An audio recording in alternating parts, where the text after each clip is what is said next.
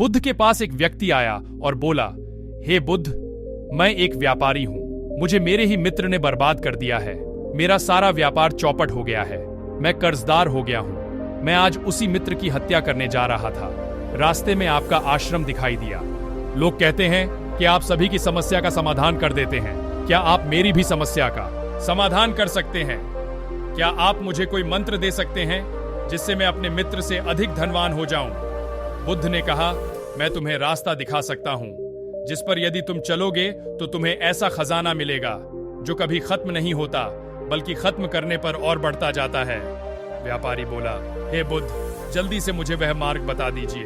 बुद्ध ने कहा, मार्ग बताने से पहले तुम मुझे यह बताओ कि तुम्हारे मित्र ने तुम्हारे साथ क्या किया। जितनी सच्चाई से तुम अपनी बात मुझसे कहोगे, मेरा मार्ग तुम्हें उतनी ही जल्दी उस खजाने तक पहुंचा देगा।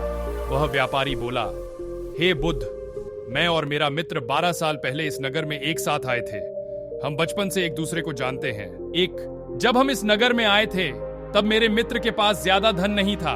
उसके मुकाबले में मेरे पास बहुत पैसा और धन था। वह मेरे पास आया और उसने मुझसे कहा कि उसे व्यापार शुरू करने के लिए कुछ धन की आवश्यकता है। मैंने उसे मित्र होने के नाते व्यापार शुरू करने के लिए धन दिया। उसने उन पैसों से अपना व्यापार शुरू किया। धीरे धीरे उसका व्यापार बढ़ता चला गया। कुछ ही सालों में वह मेरे बराबर धनवान हो गया। तब मुझे खुशी हुई कि मेरा मित्र भी मेरे बराबर धनवान हो गया है और उसका जीवन अच्छा चल रहा है। लेकिन आने वाले कुछ सालों में उसके व्यापार ने और उन्नति की और वह मुझसे भी कहीं अधिक धनवान हो गया। उसने मुझसे कहीं अधिक बड़ा घर बनाया, एक बड़ा रथ लिया। उसकी उन्नति देखकर मुझे जलन होने लगी। मैं नहीं चाहता था कि वह मेरे से ज्यादा धनवान हो। जब तक वह मेरे बराबर धनवान था तब तक मुझे थोड़ी तसल्ली थी, लेकिन जैसे जैसे वह मुझसे अधिक धनवान होता गया, मेरे मन में उसके लिए ईर्ष्या बढ़ती चली गई। जब वह मेरे घर अपने बड़े रथ में आता तो मेरे मन में हजारों सुइयां चुभ जाती। जब वह अपने बड़े घर के बारे में बताता तो मैं सोचता कि एक दिन मैं इससे अधिक बड़ा घर बनाकर दिखाऊंगा और इसके व्यापार से भी अधिक बड़ा व्यापार में खड़ा करूंगा। इसके लिए मैंने उसके व्यापार को हानि पहुंचाने के लिए तरह तरह के षड्यंत्र रचे। मैंने उसके व्यापार को नष्ट करने के लिए अपना व्यापार भी दांव पर लगा दिया। उसे थोड़ी क्षति हुई, लेकिन इस कार्य से मुझे बहुत अधिक क्षति हुई।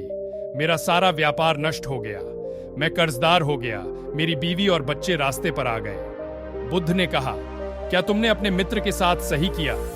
व्यक्ति बोला, मैंने अपने मित्र को उसके बुरे समय में धन दिया ताकि वह अपना व्यापार शुरू करे। तो मैंने उसके साथ कहां बुरा किया? जब वह अधिक धनवान हो रहा था तो वह मेरी मदद कर सकता था। हम दोनों एक साथ अधिक उन्नति कर सकते थे, लेकिन उसने सिर्फ अपने पर ध्यान दिया। उसने मेरी तरफ ध्यान नहीं दिया। वह भूल गया कि वह मेरे ही धन से धनवान हुआ है।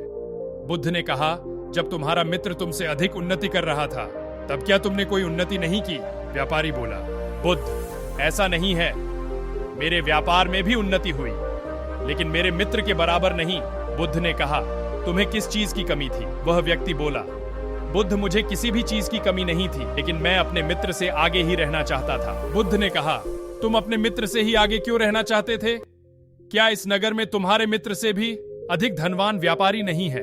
व्यक्ति बोला, हाँ, मेरे मित्र से भी अधिक धनवान व्यापारी यहाँ पर हैं। बुद्ध ने कहा, तो फिर तुम अपने मित्र से ही अधिक धनवान क्यों बनना चाहते थे? उन सभी व्यापारियों से अधिक धनवान क्यों नहीं बनना चाहते थे? वास्तव में इस दुनिया में हम अपने से नीचे के किसी भी व्यक्ति को अपने से ऊपर नहीं निकलने देना चाहते हैं। जो हमारी दया का पात्र है, हम चाहते हैं कि वह हमेशा हमारी दया का पात्र ही बना रहे। अगर वह हमसे कहीं आगे निकल जाता है तो भले ही हम अपने चेहरे पर एक मुखौटा लगाकर दर्शाएं कि हमें खुशी है, लेकिन अंदर ही अंदर हमारा मन इस बात से बेचैन हो जाता है और वह स्वीकार ही नहीं कर पाता कि कल तक जिस पर मैं अपनी दया दिखाता था, आज वह मुझ पर दया दिखाने लायक हो गया है। और उस पर भी जब वह व्यक्ति आपकी दिखाई दया का गुणगान नहीं करता, आपकी मदद नहीं करता, तब आप उसे यह बता देना चाहते हैं कि उसको जो मिला है वह आपकी दया दृष्टि की वजह से ही मिला है। तब आप तरह तरह की षड्यंत्र रचते हैं और चाहते हैं कि वह व्यक्ति वहीं उसी स्थिति में पहुंच जाए जहां आप उस पर फिर से दया कर सकें। इसके लिए आप अपना सभी सुख चैन भी छोड़ देते हैं। जैसा कि तुमने किया, तुम चाहते तो अपने मित्र की उन्नति को सहज स्वीकार कर सकते थे और अपने व्यापार की भी उन्नति कर सकते थे। तुम्हें किसी तरह की कोई कमी नहीं थी, लेकिन तुमने अपने आप को स्वयं बर्बाद किया। वह व्यापारी बोला, हे बुद्ध, आप मुझे यह ना बताएं कि मैंने क्या गलत किया। क्या सही किया? आप मुझे वह रास्ता बताएं जिससे मैं अपने मित्र से भी अधिक धनवान बन सकता हूँ। बुद्ध ने कहा, क्या तुम सब दांव पर लगाने के लिए तैयार हो? अगर तुम सब दांव पर लगाने के लिए तैयार हो तो मैं तुम्हें वह रास्ता दिखा सकता हूँ। व्यक्ति बोला, हाँ, मैं सब कुछ दांव पर लगा सकता हूँ। बुद्ध ने कहा, तो जैसा मैं कहता हूँ वैसा तुम करो। तब तुम 1 वर्ष बाद अपने मित्र से भी अधिक धनवान बन जाओगे और एक ऐसी संपत्ति के मालिक हो जाओगे जो कभी खत्म नहीं होती। तुम सबसे पहले अपने मित्र के पास जाओ और उससे अपना व्यापार शुरू करने के लिए धन मांगो। व्यापारी बोला, बुद्ध, आप ये क्या कह रहे हैं? मैं अपने मित्र से नहीं मांग सकता। बुद्ध ने मुस्कुराकर कहा, अगर तुम्हें वह संपत्ति चाहिए तो तुम्हें ऐसा करना होगा। वह व्यापारी तैयार हो गया। बुद्ध ने कहा, इसके बाद तुम उस धन से व्यापार शुरू करना। 1 वर्ष तक रोज इस आश्रम में आना और भिक्षुओं से ध्यान सीखना। 1 वर्ष तक जो भी व्यापार में कमाओ उसमें से केवल उतना ही अपने पास रखना जितने की तुम्हें आवश्यकता हो। अधिक धन को गरीबों में बांट देना और लोगों की सहायता के लिए उपयोग करना। नशा मत करना। अपना व्यापार पूरी ईमानदारी से करना। कोई षड्यंत्र ना रचना। किसी की निंदा ना करना। किसी की प्रशंसा भी मत करना। यह सारे काम 1 वर्ष तक नियम से करना। तब तुम्हें वह खजाना अपने आप मिल जाएगा जो कभी खत्म नहीं होगा। उस व्यक्ति ने ऐसा ही किया। 1 वर्ष पश्चात वह बुद्ध के पास आया और बुद्ध के चरणों में गिरकर बोला, हे बुद्ध, आप जिस संपत्ति की बात करते थे वह मुझे मिल गई है। बुद्ध ने कहा, क्या तुम्हारा व्यापार तुम्हारे मित्र से अधिक हो गया है? वह व्यक्ति बोला, नहीं, वह मेरा व्यापार तो बहुत छोटा सा है, लेकिन मैं अब उसमें संतुष्ट हूं। मुझे इतना मिल जाता है कि मैं अपनी पत्नी और बच्चों का पालन पोषण अच्छे से कर पाता हूं और साथ ही मैं दूसरे व्यक्तियों की मदद भी कर पाता हूं। मुझे अब समझ में आ गया कि हम लोग अपना जीवन व्यर्थ में ही गंवा रहे। हम सब व्यर्थ की बातों में ही पड़े रहते हैं। जो संपत्ति हमारे पास है हम उसको नहीं देखते। हम कंकड़ पत्थर बीनने में लगे रहते हैं। जिस बात को मैं पहले नहीं समझ पाता था, अब वह बातें मुझे स्पष्ट समझ में आती है।